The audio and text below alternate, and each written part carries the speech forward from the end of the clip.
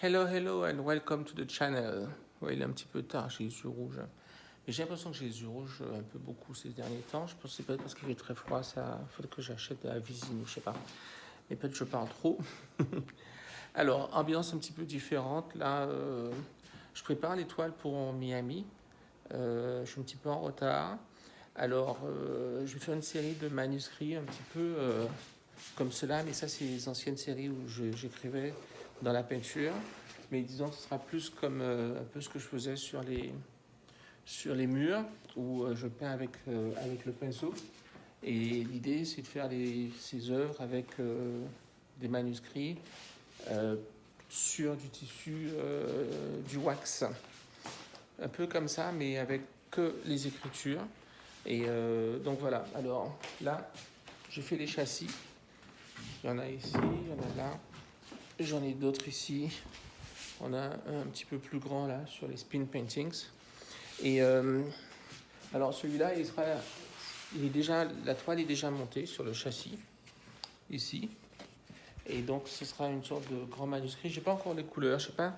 Au début, je voulais faire des couleurs un petit peu fluo, peut-être en contraste. Mais peut-être je vais rester un petit peu plus proche de la couleur du tissu pour que ce soit un peu plus harmonieux. Je suis pas sûr. Par contre ici, ce qui se passe, c'est que le tissu est plus petit que le châssis. Et je me demande s'il faut que je trouve une couturière qui va faire un rapiècement ou s'il faut que je fasse un rapiècement un peu quelque chose de dire grossier pour parler vite, mais qu'on voit de façon évidente et avec un tissu de qualité différente.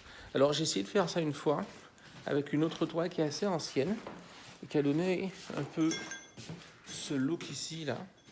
Alors en haut, la toile elle commence plus, enfin les écritures commencent un peu plus bas, donc on voit le tissu après l'écriture, et là de part et d'autre il y a des rapiècements.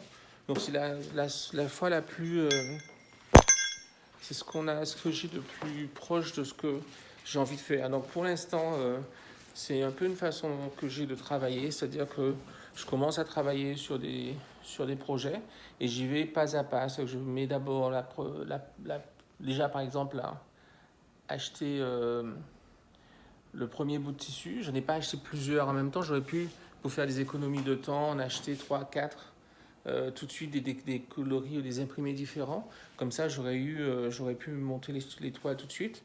Mais en fait, j'aime bien faire une chose, attendre, voir comment ça se passe et faire une autre. Donc pour l'instant, j'ai monté cette toile sur le châssis cet après-midi. Celle-ci, je l'ai un petit peu accrochée sur les côtés pour voir un peu la forme du châssis. C'est juste épinglé en haut.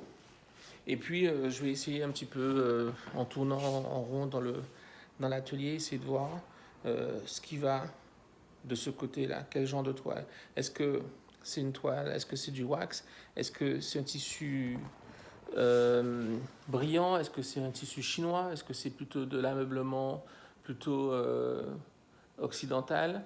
Est-ce que c'est un tissu, je pensais peut-être un tissu uni, fluo, rose ou jaune ou vert, quelque chose qui clash, ou du blanc, ou est-ce que le même tissu. Enfin, donc voilà, j'attends voir si la toile me parle ou si quelque chose d'évident arrive.